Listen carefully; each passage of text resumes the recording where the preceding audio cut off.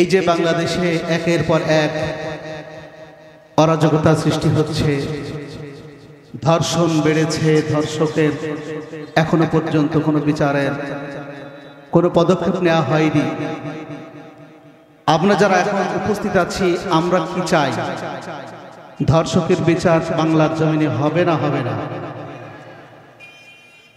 এক আসিয়া মারা যেতে না যেতেই সোশ্যাল মিডিয়ায় আরো একটা নিউজ এসেছে, আর এক জায়গায় এক কুলাঙ্গার ছোট্ট একটা বাচ্চাকে ধর্ষণ করেছে। আজকে যদি আসিয়ার ধর্ষককে ধরার সঙ্গে সঙ্গে প্রকাশ্যে তাকে হত্যা করা হতো, তাকে গাজা পর্যন্ত পাথর মেরে মারা হতো, তাহলে দ্বিতীয় জন এই দুঃসাহস দেখানোর সুযোগ পেত না, ঠিক কিনা বলে? ও দেশের সরকার যদি চাও বাস্তি, দিয়ে দাও তাড়াতাড়ি ধর্ষকের শাস্তি। ও দেশের সরকার যদি চাও বাস্তি, দিয়ে দাও তাড়াতাড়ি ধর্ষকের শাস্তি।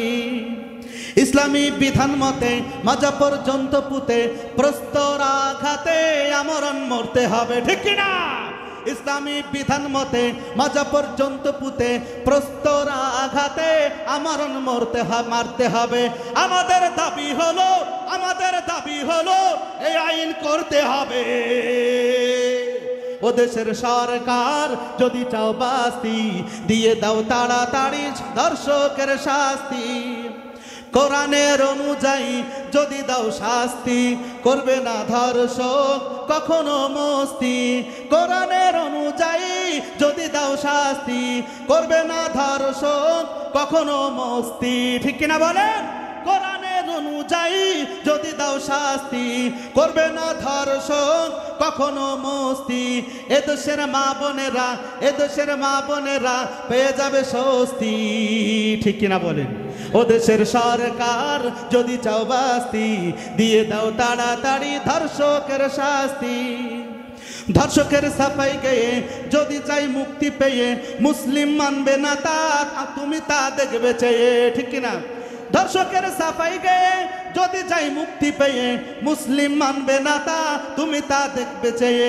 মাথার পাগড়ি মাথায় বেঁধে নামাবো গদি থেকে। ও দেশের সরকার যদি চাও বাস্তি, দিয়ে দাও তাড়াতাড়ি ধর্ষকের শাস্তি।